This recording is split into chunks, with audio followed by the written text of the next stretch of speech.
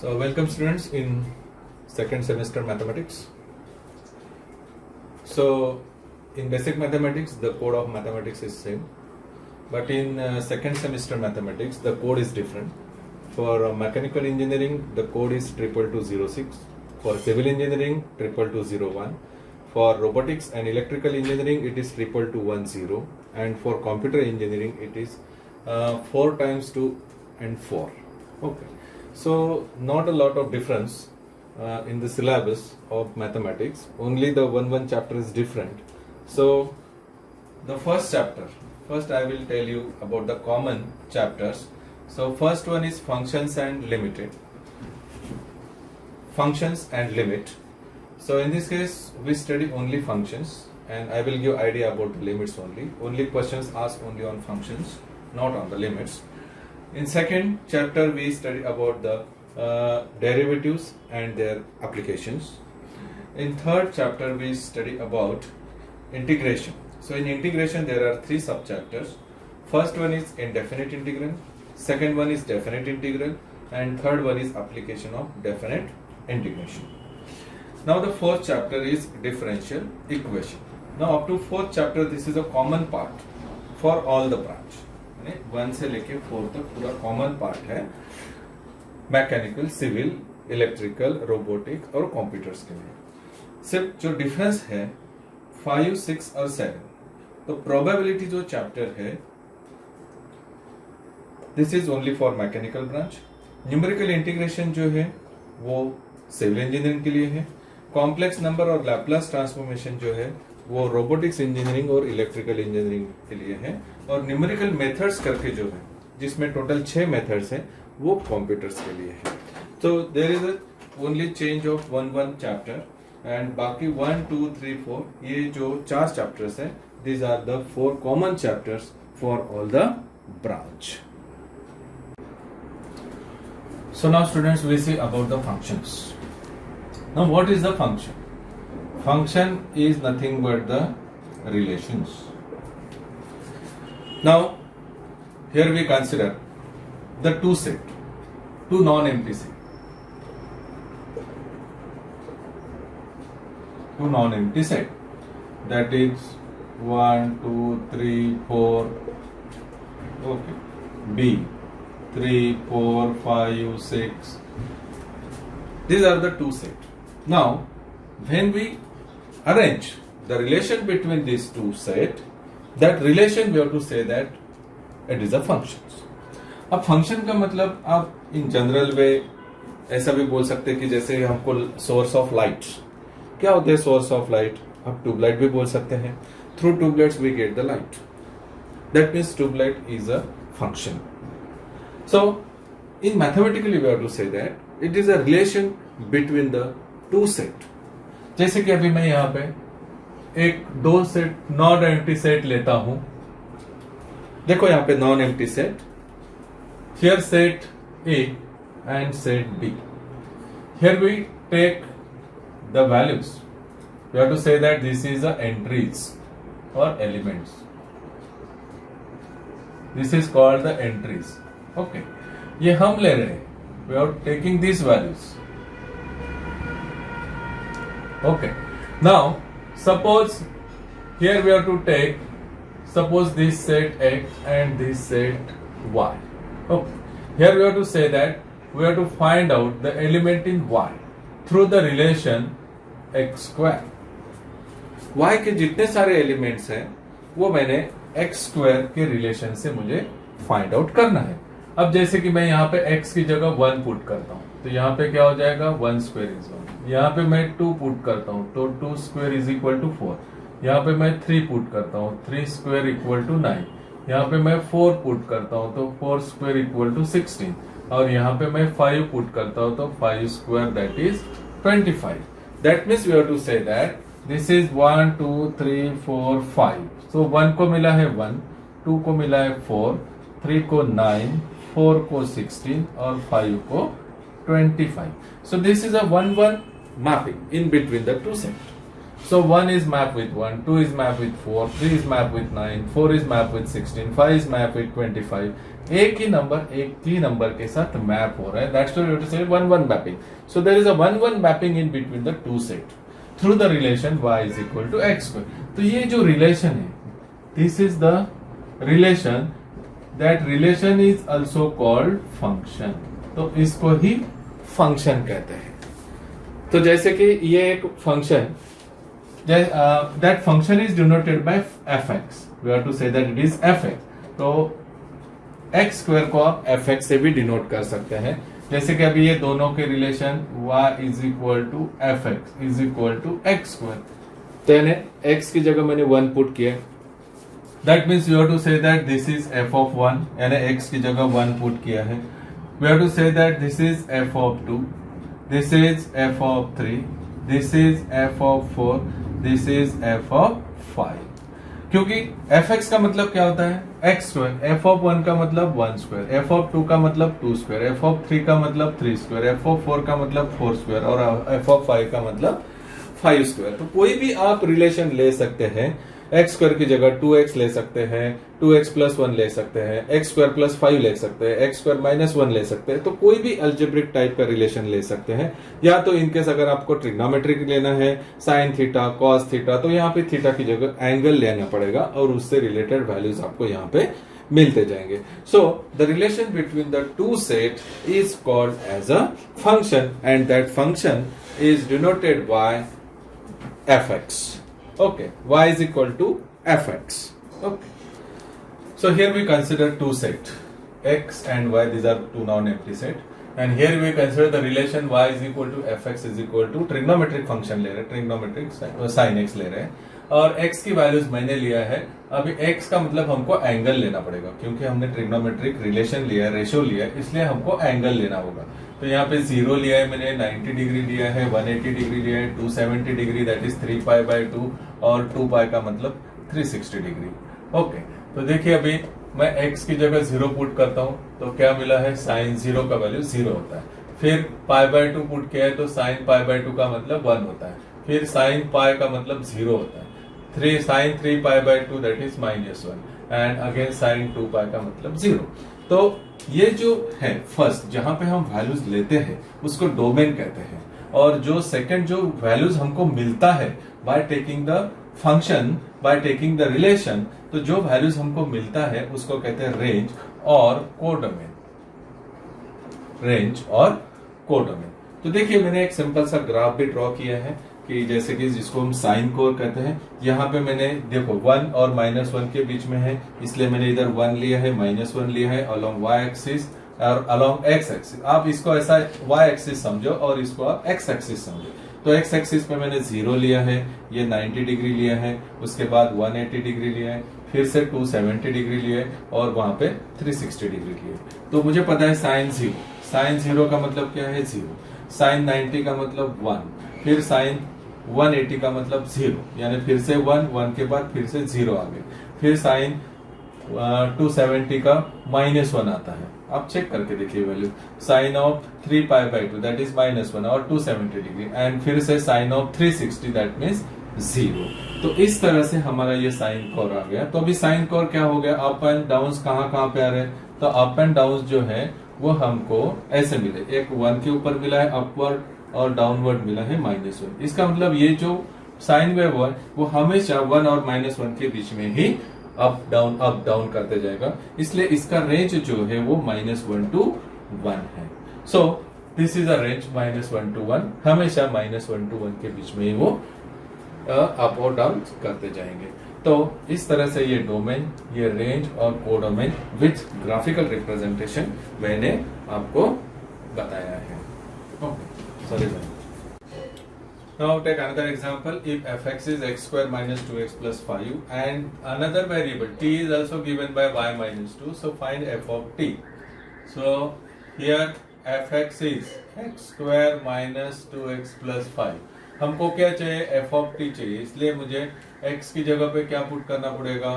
t put करना पड़ेगा. So f of t is equal to every x should be in the form of t now. अब t का value दिया है वो भी पुट करना है आपको. t is equal to y minus 2. So f of y minus 2. So instead of t we substitute y minus 2. So what we get? y minus 2 whole square 2 into y minus 2 plus 5। चलो solve करो। Y square minus 4y plus 4 minus 2y plus 4 plus 5। तो क्या आएगा finally 4y minus 4 minus 2 minus 6y, okay, plus 4 4 plus 4 8 plus 5, that is 13. So in such a way we find out the value of f of y minus 2. So this is another example. The fx is given 2 raised to x minus log x to the base 2 and we find out the value of f of 2. इसका मतलब है x की जगह पे आपको क्या put करना है, 2 पुट करना है. So we start example f of 2. So every x should be replaced by 2. So 2 raised to x की जगह 2 minus log 2 to the base 2, तो क्या हो जाएगा 4. अब हमको रूल्स पता है, log a to the base a, that is log a upon log a, that is 1, change of base rule. तो यहाँ पे भी आप ऐसे ही लिखो change of base rule, so it is 4 minus 1, that is 3. So in such a way we find out the value of f of 2. So it is 3. देखिए 2 raise to, so x की जगह पूरे 2 को आपको रिप्लेस करना है. तो जितने सारे x है मैंने 2 को रिप्लेस किया है और हमने f of 2 का वैल्यू फाइंड आउट किया. Now this is another example. अब another example here we find out f of pi by 2. तो इसका मतलब है हमको f of pi by 2 यानी x की जगह पे pi by 2. तो जितने सारे x दिख रहे हैं आपको वहां पे सब जगह पे pi by 2 पुट करो.